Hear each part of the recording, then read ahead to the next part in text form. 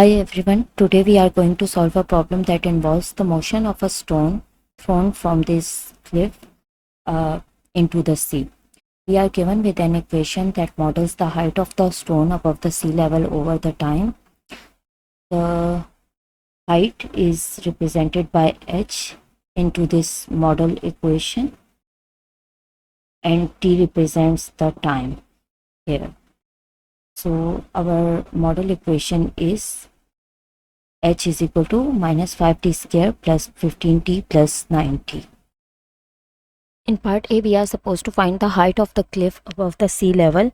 For that, we will substitute t is equal to 0 into our model equation, which will become h is equal to minus 5, 0 plus 15 multiplied by 0 plus 90, and the answer will be 90 meters. This tells us that the height of the cliff above the sea level is 90 meters. In first part of part B, we are supposed to find the height of the stone when t is equal to 3. So we will substitute t is equal to 3 in our model equation to find the height of the stone at that time. So our equation will become minus 5, 3 whole square plus 15, 3 plus 90, which is equal to minus 5, 9 plus 45 plus 90 minus 45 plus 45 plus 90 is equal to 90 meters. So when t is equal to 3 seconds, the height of the stone is 90 meters. In second part, we are supposed to find the height of the stone when t is equal to 5. So let's find the height when t is equal to 5. 5 square plus 15, 90, which is equal to minus 5, 25 plus 75 plus 90 minus 125 plus 75 plus 90, which is equal to 40 meters. So at t is equal to 5 seconds, the height of the stone is 40 meters.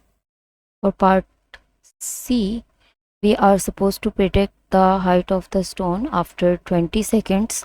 So we will substitute t is equal to 20 into our model equation, which is h is equal to minus 5 t square plus 15 t plus 90. When we will substitute t equals to 20, it will become something like this.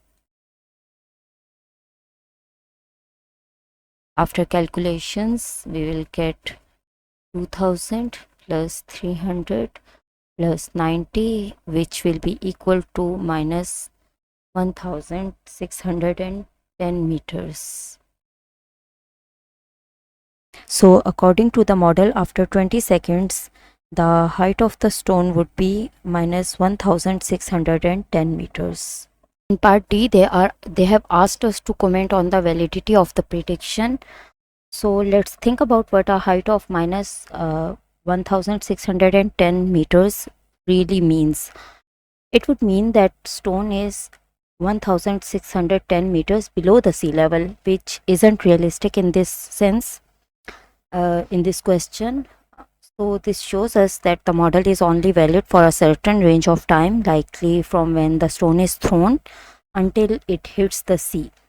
Beyond that, the equation no longer accurately represents the stone's position.